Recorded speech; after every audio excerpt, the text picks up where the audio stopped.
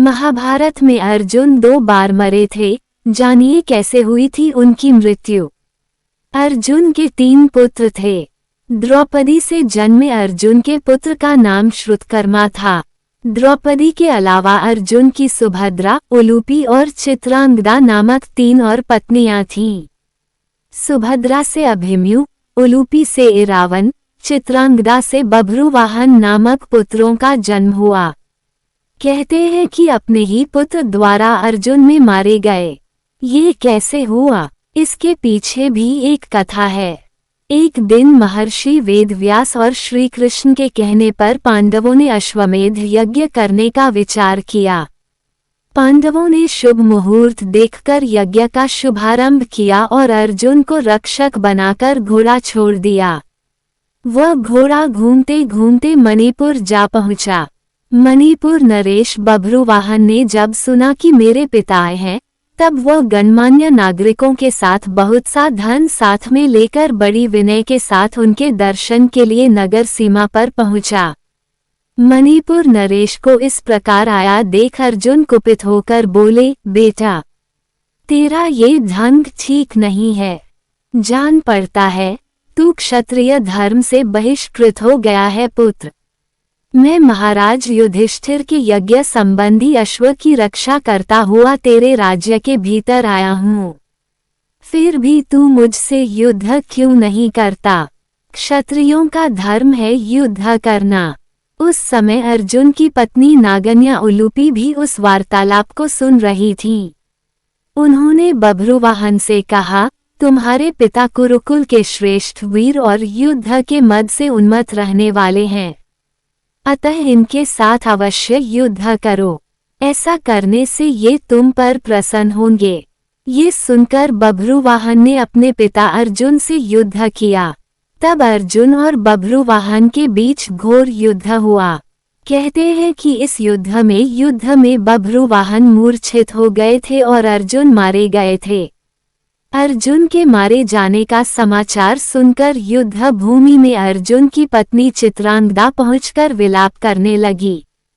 वो उलूपी से कहने लगी कि तुम्हारी ही आज्ञा से मेरे पुत्र बभ्रुवाहन ने अपने पिता से युद्ध किया। चित्रांगदा ने रोते हुए उलूपी से कहा कि तुम धर्म की जानकार हो बहन, मैं तुमसे अर्जुन के प्राणों की भीख मांगती हूँ। चित्रांगदा ने उलूपी को कठोर और विनम्र दोनों ही तरह के वचन कहे। अंत में उसने कहा कि तुम्ही ने मेरे बेटों को लड़ाकर उनकी जान ली है। मेरा बेटा भले ही मारा जाए, लेकिन तुम अर्जुन को जीवित करो, अन्यथा मैं भी अपने प्राण त्याग दूंगी। तभी मूर्छित बभ्रुवाहन को होश आ गया और उसने देखा कि उसकी मां अर्जुन के पास बैठकर विलाप कर रही है और विमाता उलूपी भी पास ही खड़ी है। बभ्रुवाहन अपने पिता अर्जुन के समक्ष बैठकर विलाप करने लगा और प्रण लिया कि अब मैं भी इस रणभूमि पर आमरण अनशन कर अपनी देह त्याग दूंगा। पुत्र और मां के विलाप को देख सुनकर उलूपी का हृदय भी पसीज गया और उसने संजीवन मणिका का स्मरण किया। नागों के जीवन की आधारभूत मणि उसके स्मरण करते ही वहां आ गई। तब उन्होंने उस मणि के स्पर्श से अर्जुन को जीवित कर दिया।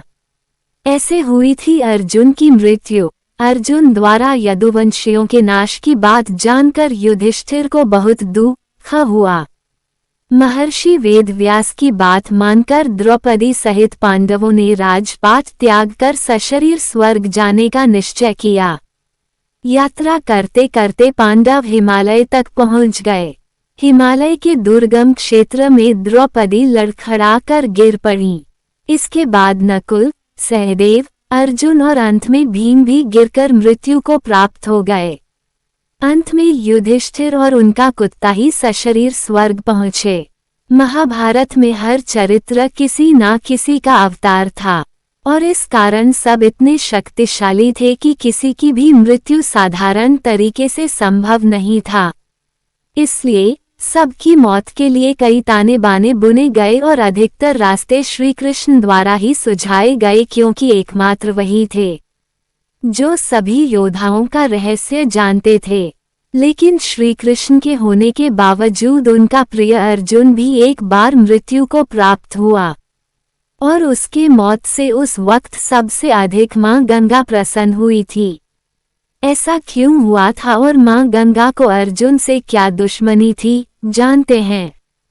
भीष्म को कैसे पता चली कर्ण के कुतिपुत्र होने की सच्चाई? सच जानकर भी उन्होंने कर्ण के साथ युद्ध में हिस्सा लेने से क्यों कर दिया था मना? महाभारत में धर्म युद्ध को जीतने के लिए जिन योद्धाओं का मारना बेहद आवश्यक था, उनमें से एक योद्धा थे भीष्म पितामह। उनके नेतृत्व में कौरवों का हराना नामुमकिन था, लेकिन उन्हें मारना भी असंभव था क्योंकि उन्हें वरदान प्राप्त था। इसलिए कृष्ण को एक षड्यंत्र करना पड़ा जिसमें वो शिखंडी को लेकर युद्ध भूमि में आए। किन्ना होने के बावजूद शिखंडी को भीष्म स्त्री मानते थे और उस पर हथियार नहीं चला सकते थे। शिखंडी को युद्ध में सामने देख भीष्म पितामह ने अपने हथियार नीचे कर लिए। इसी मौके का फायदा अर्जुन ने उठाया और उसने भीष्म पर तीरों की बरसात कर दी।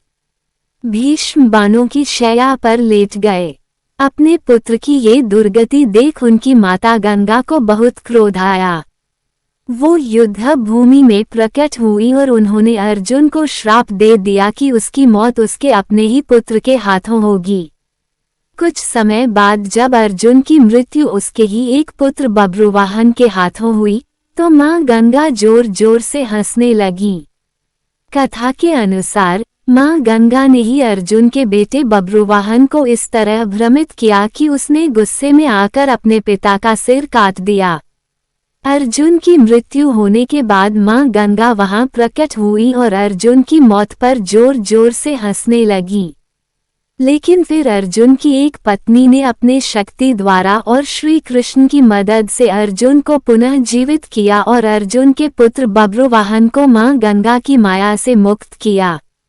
श्री कृष्ण ने क्रोधित मां गंगा को भी समझाया कि युद्ध भूमि पर भीष्म की मृत्यु होना धर्म की रक्षा के लिए बहुत ही आवश्यक था। तब कहीं जाकर मां गंगा शांत हुई।